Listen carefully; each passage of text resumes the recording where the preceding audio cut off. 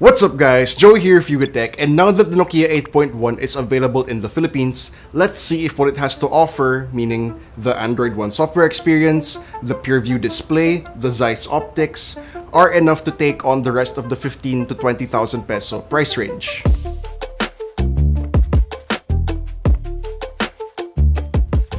At 6.1 inches, the Nokia 8.1 is constructed with glass panels and an aluminum frame. It feels very sleek and premium because of this. Add to that the iron steel colorway, it looks a little bit more sophisticated than its mid-range placement might suggest. It feels comfortable in the hands thanks to the curved edges as well. But the first problem we see here in design is hard to not notice. Up front, we have an outdated bar-type notch. We've seen other companies shrink their notches while others remove them entirely in favor of pinhole or even pop-up cameras.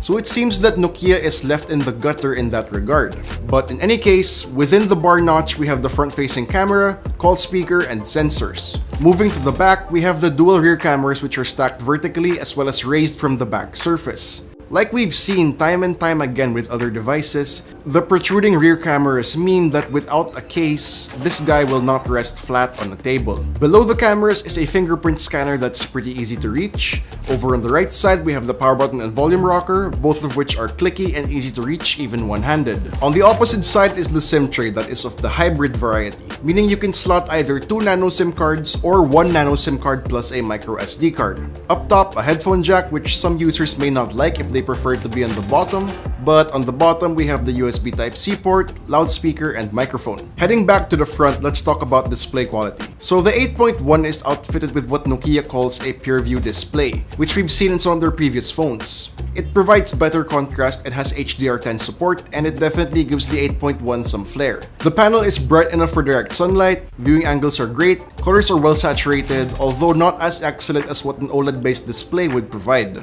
Checking out audio real quick, the downward-firing speaker certainly gets loud and fills the room. Even at high volume levels, sound doesn't clip or feel too tinny. It's balanced, as surprisingly mids can get deep and lows can be heard, but of course this is all keeping in mind that this is for smartphone standards. It still hasn't changed my opinion though. Downward-firing speakers are still inferior to a front-facing set. Checking out performance, the 8.1 is powered by a Snapdragon 710 chipset with an Adreno 616 GPU and either 4 or 6 GB of RAM. Our unit has the latter. The 710 is a great chipset for just overall use, and it does perform well in gaming. In a previous episode of Kinet Game, we tested out the Realme 3 Pro, which has the same chipset, and it's capable of running some of your favorites such as PUBG Mobile, Mobile Legends, and Asphalt 9 at pretty good frame rates with minimal drops. As such, also expect good performance when it comes to handling productivity workloads as well as multitasking. For some numbers, check out the scores we got in some of the benchmarks we use.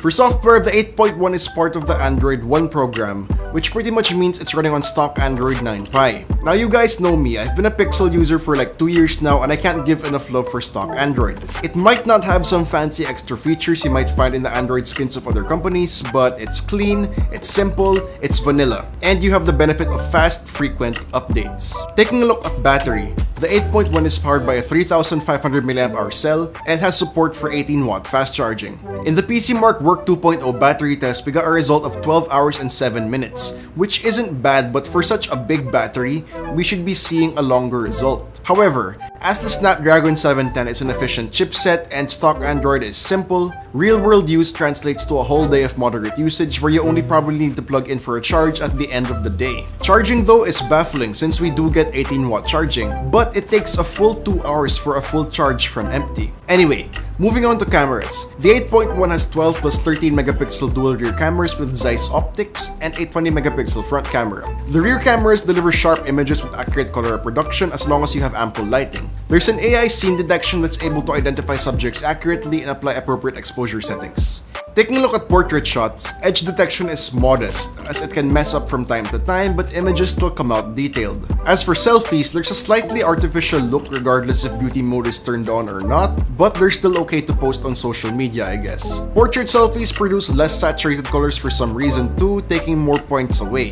Just don't expect a lot from the front camera. For videos, the 8.1 can record up to 4K. Video quality is decent, there's a good amount of sharpness, but color and dynamic range are lacking. What's really good though is that image stabilization is available. And looking at the device as a whole, despite being a little bit late to the race here in the Philippines, the Nokia 8.1 does pack some features needed to take on the rest of the mid-range crowd. The design and the display are impressive, we got the Snapdragon 710, modest audio quality, stock Android, and decent cameras. But for 19,990 pesos, you're paying for less performance than you can get, and not to mention that outdated bar type notch. If you're not bent on getting stock Android at this price point, then there are certainly better alternatives with better raw performance, cameras, and battery life. Examples include the Realme 3 Pro, the Xiaomi Mi 9T, or Xiaomi Mi 9 SE, all of which cost 5,000 pesos less than the Nokia 8.1. So, what do you guys think about the Nokia 8.1? Let us know in the comments down below, and if you enjoyed this video, please do drop a like, subscribe to our channel for more content, hit that bell icon so you don't miss any future uploads, and be sure to visit yugitech.com for the latest tech news and reviews. This has been Joey, and I'll see you guys in the next one.